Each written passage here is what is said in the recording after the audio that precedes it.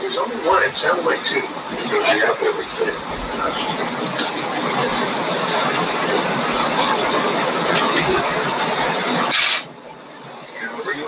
How is it?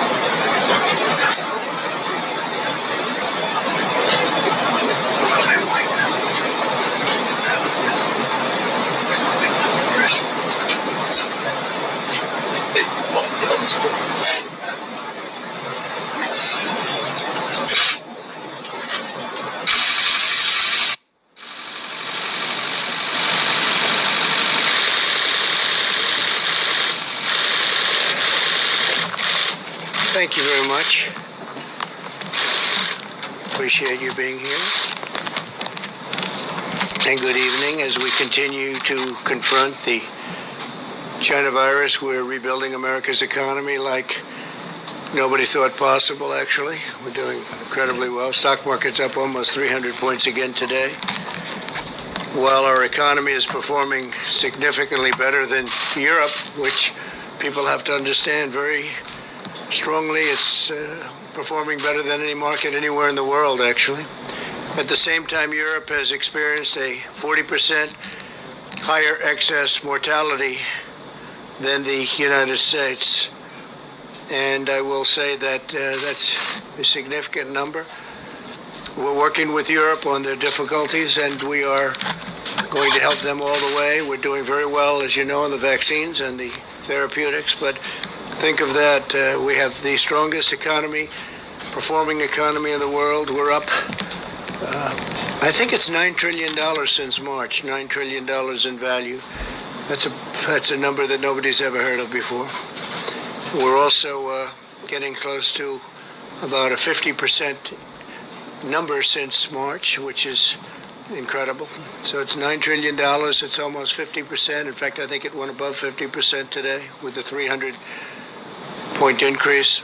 And it's so we're doing much better than Europe significantly.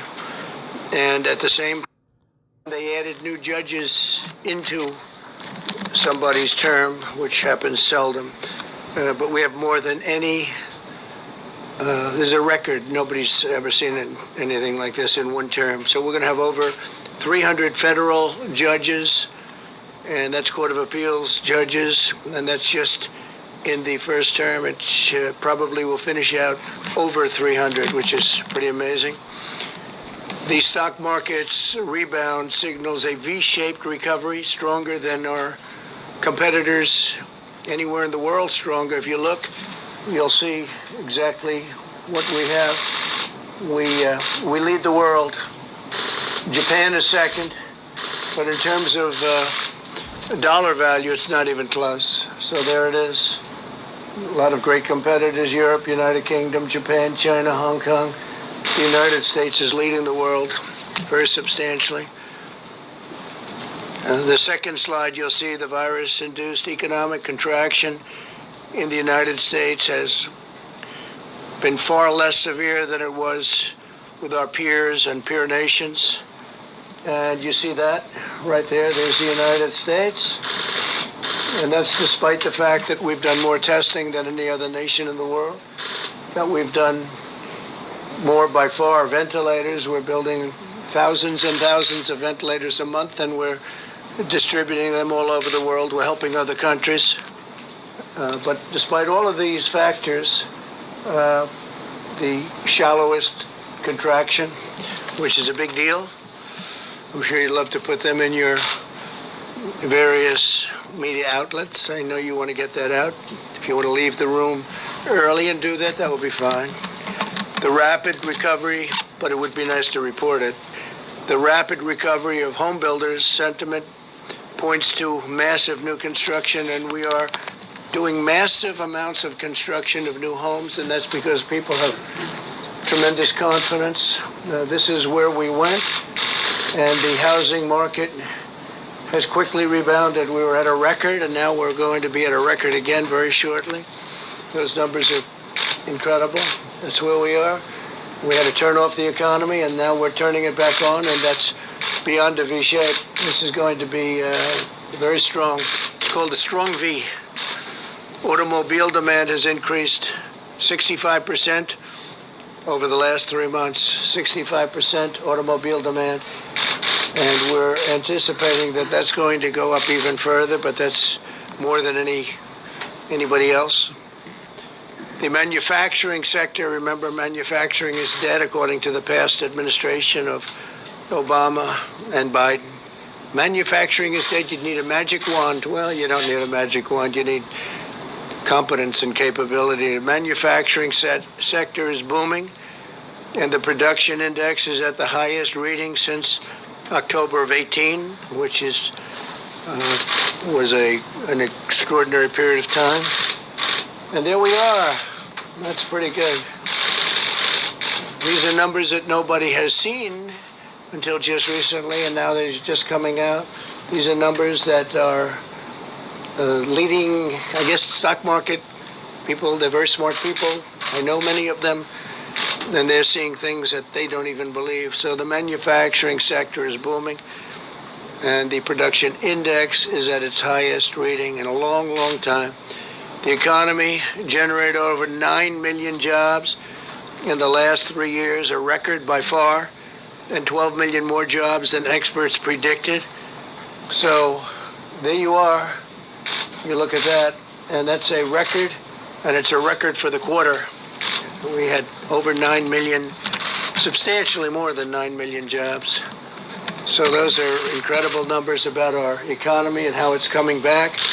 It's coming back very strongly. It's coming back at a level that's far greater than anybody anticipated. And we're very proud of that. And I give a lot of credit to all of our people, Steve and Larry, and we'll be talking about it if you have any questions on it. I shouldn't have any questions. I didn't print those charts. Who did? The economy generated, let's see, I don't know, we'll find that out for you, but it wasn't us. We took those numbers from somebody. Where did you get those numbers, Larry? They're from where? It's from BLS Jobs Report. BLS Jobs Monthly Jobs Report through July. Okay, everybody has that. Everybody needs. The Democrats have abandoned the American people over the simple subject of politics. Chuck Schumer and Nancy Pelosi are holding the American people hostage over money for their radical left-wing agenda that the country doesn't want and won't accept.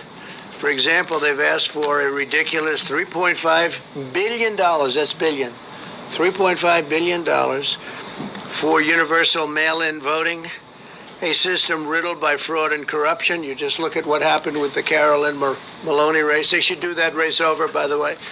I think her opponent is right when he is having fits about that race. When you look at the ballots that are missing and the ballot frauds, nobody knows what's going on with that race, and yet they declared her a winner. So her opponent, I don't know what's happened over the last 24 hours, but her opponent is rightfully going a little bit crazy.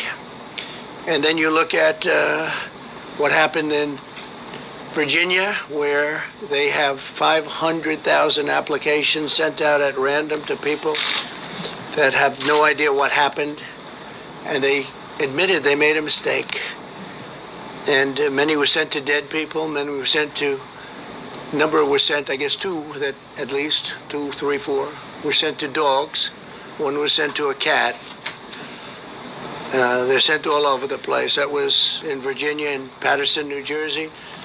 They had a massive amount of voter fraud, and it's been a disaster. Paterson, New Jersey, has been a total disaster. That's universal mail-in voting. So they want $3.5 billion for universal mail-in voting for the country, where you have hundreds of millions of voters. They can't do a little race with 20,000 people. Now they want to take it countrywide mail-in voting. It's going to be the greatest fraud in the history of elections. When you always talk about Russia, China, Iran on voting, your biggest problem is going to be with the Democrats, not with China, Russia, and Iran. Your biggest problem is going to be with the Democrats. But now the Democrats, they want $3.5 billion, think of it. But now that they're unwilling to approve a bill that gives all of that money, of course, we would never approve an amount like that. And they also want $25 billion additional for the post office, Steve. $25 billion for the post office, so the post office can handle this vast amount of ballots that are being sent at random all over the place. They have no idea where they're going. So they want $25 billion, and they want, think of this, they want $3.5 billion. Would you say that's enough to cover it? I think we could do it for less, right? I think we could do it for less. But they want $25 billion for the post office because of this. And remember, the new man who's a great person, a great businessman, just got there a little while ago. The post office has been run poorly for many, many decades. Great people in the post office, incredible people, but they've had very bad leadership for many years, so we'll get it straightened out. But they turned down this bill because they want radical left agenda items that nobody in their right mind would approve. So they want $25 billion for the post office. They want $3.5 billion for universal mailing, $3.5 billion. And the bill's not going to happen because they don't even want to talk about it, because we can't give them the kind of ridiculous things that they want that have nothing to do with the China virus. It has nothing at all to do with China virus, much of what they're asking for. So therefore, they don't have the money to do the universal mail-in voting.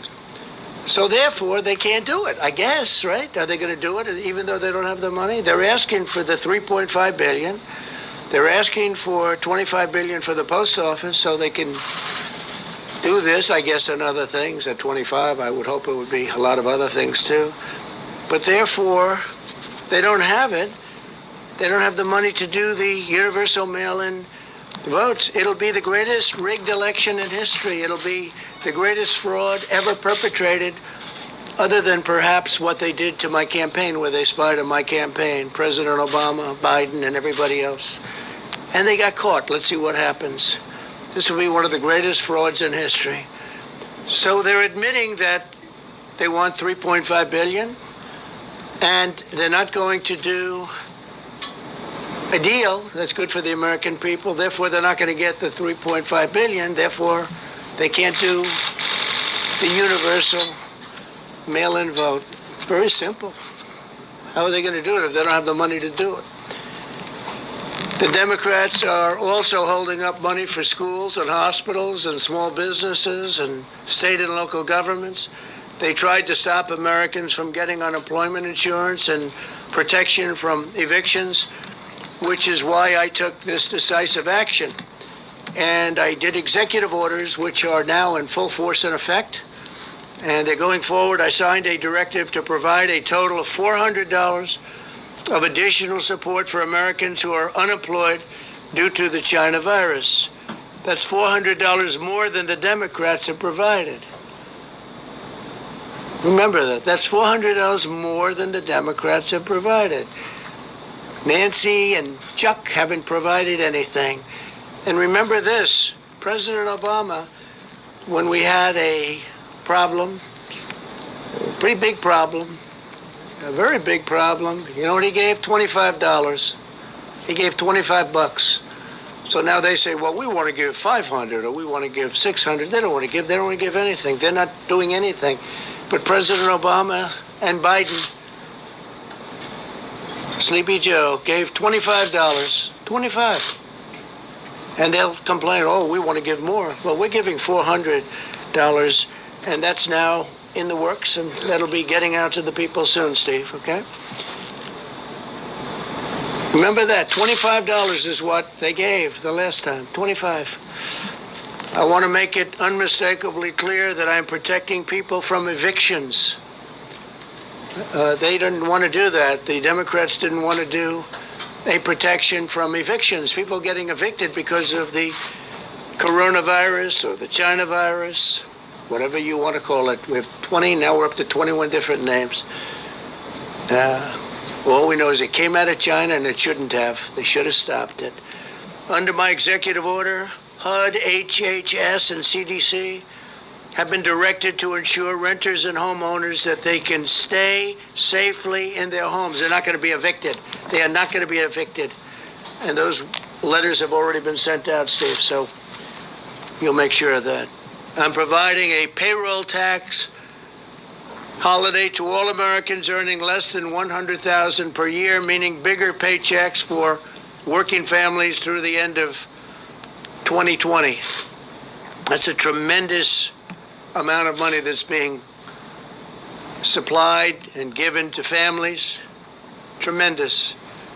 The Democrats didn't want to do a payroll tax. They thought it was too much money, I guess, or it would make businesses too successful. They don't want to see success. They certainly don't want to see it before the election. They certainly don't want to see the kind of graphs and charts that you saw up there. They don't, because they say they can't win. With that kind of success, they can't win. They have to get used to it. Remember, we've already gotten $3 trillion in stimulus, so they should have probably negotiated a little bit differently. Maybe they should have asked for all of this before we got most of the money and we gave it out, a lot of it to the people. When we win the election, when I win the election, I'm going to completely and totally forgive all deferred payroll taxes without in any way, shape, or form hurting Social Security. That money is going to come from the general fund. We're not going to touch Social Security. I said from day one that we're going to protect Social Security, and we're going to protect our people. And Social Security is one of the things that will be protected. Pre-existing conditions will be protected. Medicare will be protected. But Social Security will be totally protected under me. Under them, it will not be protected because we will have a stock market crash, the likes of which you've never seen. Your taxes will be doubled and tripled. And your regulations will go through the roof, which is what was causing the problems with the country in the first place. Student loans. I signed a directive providing relief to student borrowers. Not their fault that they can't go to college. I will be deferring payments on student loans at zero interest until further notice. So we're going to take care of our students. Got a lot of great students out there, and they got hit like everybody else. So I will be deferring payments on student loans at zero interest until further notice. And on the payroll tax, we'll be terminating the payroll tax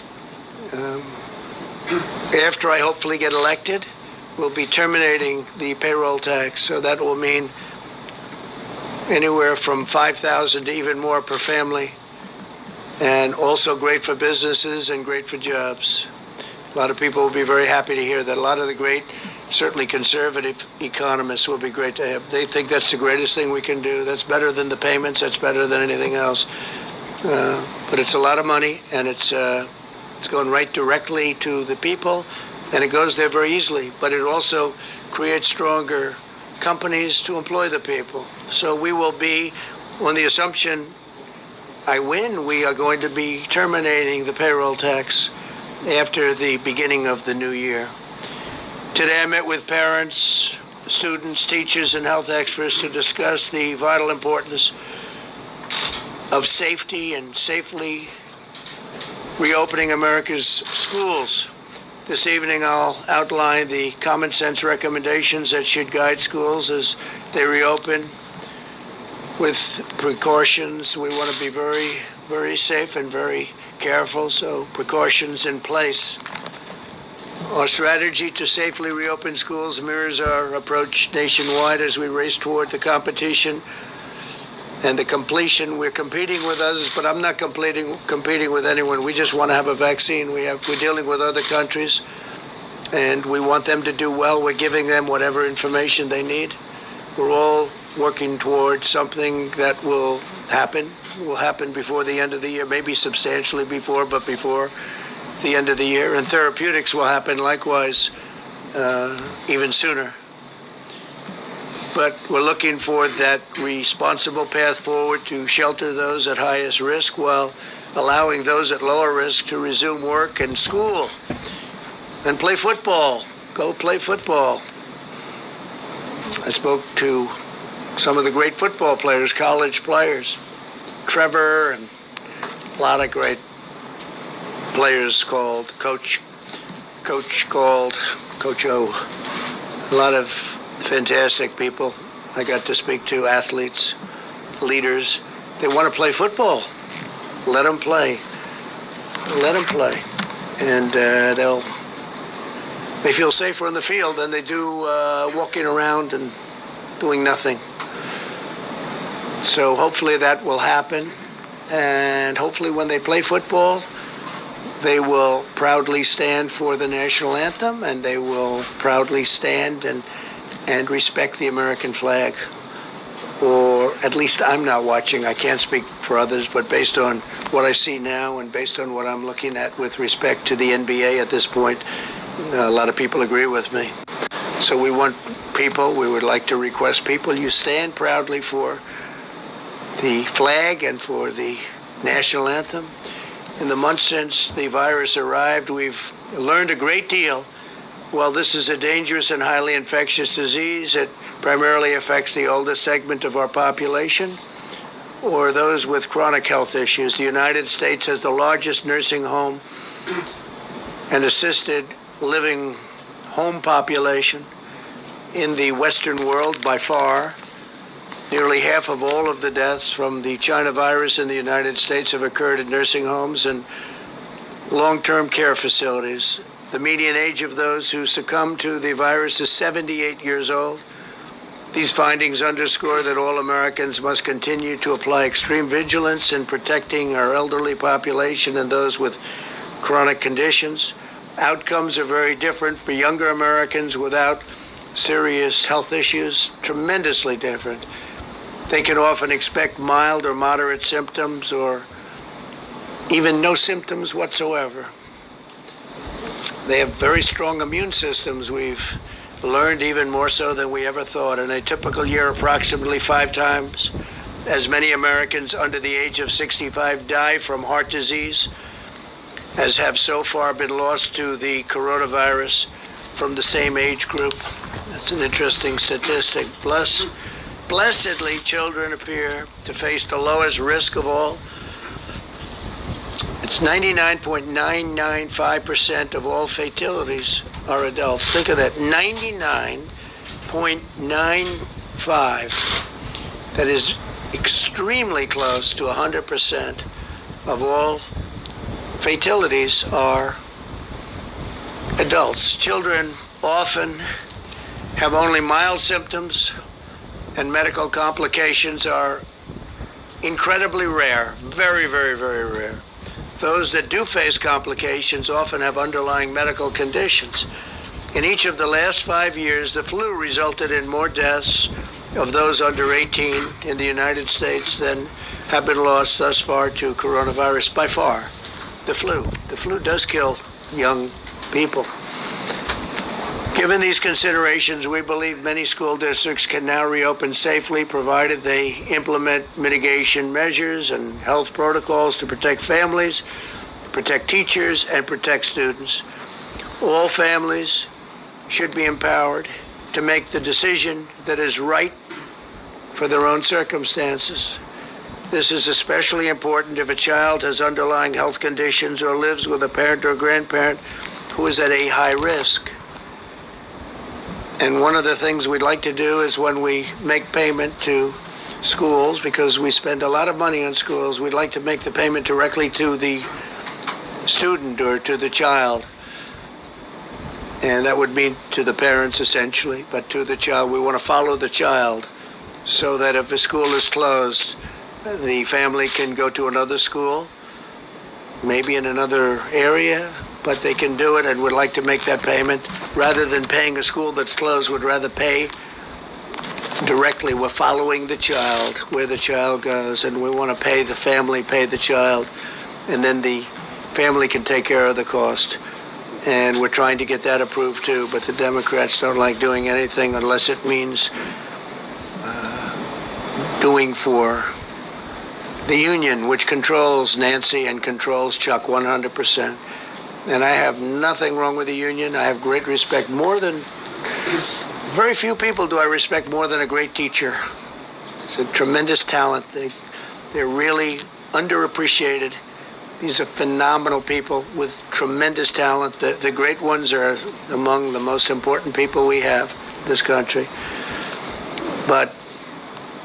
And they'll be great they'll be great at charter schools, and they'll be great at, when we talk about school choice, which we'd like to see so that parents can take their children to the school of their choice. That's something we want. We think it's very important, especially in the minority communities.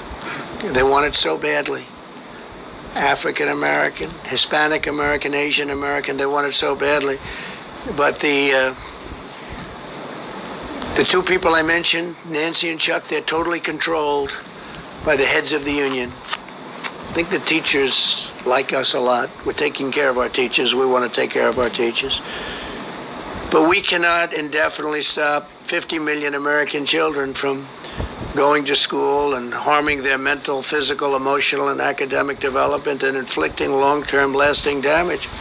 I heard a gentleman today, a great person, some of you were at that meeting, from Harvard, say that every year is $10,000. It's people, they lose a tremendous amount of money in the future. Mentioned $10,000. And I think he was talking about on a yearly basis, they lose a lot by every year of education that they lost. Every year they gain $10,000. And when you have students sitting at home playing with a computer, it's not the same. That's one thing we've learned for sure. It's not the same, can never be the same as being in a classroom. So we want to get our students in the classroom. The American Academy of Pediatrics has released guidance, recommendation that schools reopen. They said reopen. It said, quote, lengthy time away from school and associated interruption of supportive services often results in social isolation, making it difficult for schools to identify and address important learning deficits. The doctors also warned about the risk of increased abuse, substance use, depression, and suicide. Suicide. The National Education Association recently stated, despite the momentous efforts of educators during the pandemic, online learning has never been an effective replacement for in-person learning and support. So when you sit at home in a basement looking at a computer, your brain starts to wither away. We have a lot of good experience at that just by taking a look at what's happening in politics. Studies estimate that school closures last spring caused the average student to fall 50% behind in math and roughly 35% in reading compared to a typical year. Think of that. Caused the average student to fall 50% behind in math and 35% in reading compared to being at the school, being with your teachers, being in a classroom. We've learned that. We've learned that learning from a laptop is not great. And frankly, we've also learned that telehealth, little unrelated, but it's up 35,000%, and it's been incredible. 35,000% We'll check that number, Larry, but that's an incredible, but it is. People are staying home, and the telehealth, and that has been a tremendous success. And we've learned those two things during this period of time with the plague coming in, and those are two things we know. School closures harm low-income students the most because they have less access to high-quality remote learning. They don't have computers and less resources for academic support. All schools should be making plans to resume in-person classes as soon as possible. To support the reopening of America's schools, we provided $13 billion in elementary and secondary schools toward the CARES Act and CARES Act funding. We're giving CARES Act funding, the vast majority of which remain available for states to use. So a tremendous amount of money, $13 billion. That's the CARES Act funding, and we're giving a large portion of that for states to use. Today, I'm pleased to announce that we will provide up to 125 million reusable masks to various school districts all around the country. My administration also stands ready to deploy CDC teams to support schools that are opening and schools that need help in safety and in order to safely reopen. Finally, today, my administration is highlighting general recommendations for all schools and guidance to protect high-risk teachers and students. We're working very, very closely with many of the schools and school districts throughout the country. They include the following: to ensure all students, teachers, and staff understand the symptoms of the China virus.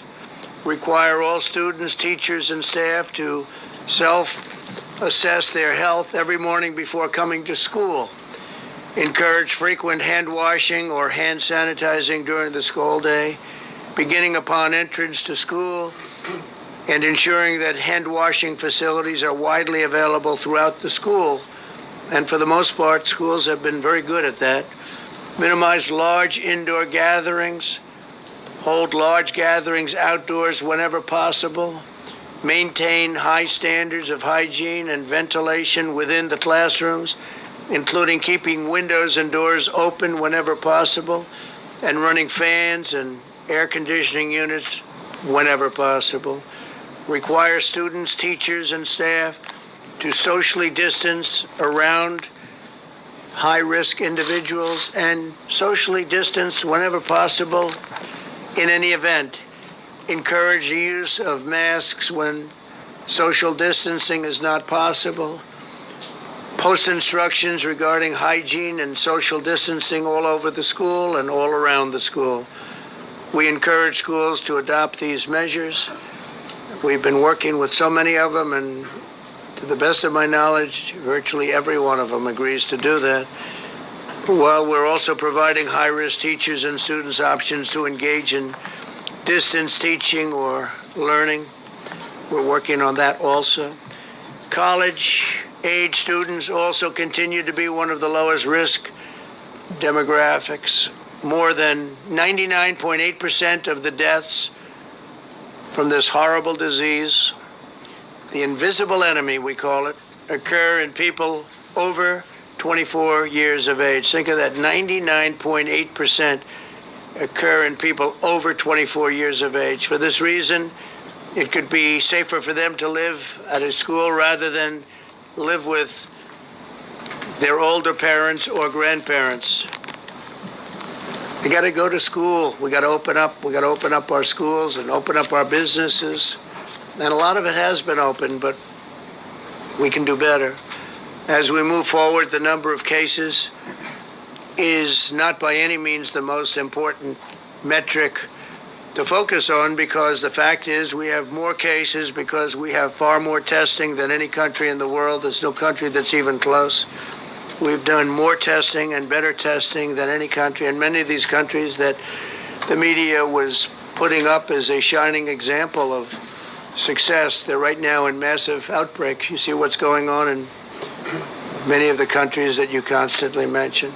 Far more important is who the virus is infecting That's why our strategy and attention are focused on preventing the cases that are most likely to require hospitalization or result in death, those that afflict the elderly and those with certain underlying health conditions, all the while acting to prevent hospital overcrowding. If you look at some of the states that had a flare-up recently, they're all doing very well. Florida is going down rapidly. I want to give a lot of credit to the governors. Florida is going down, and Arizona is going down, way down.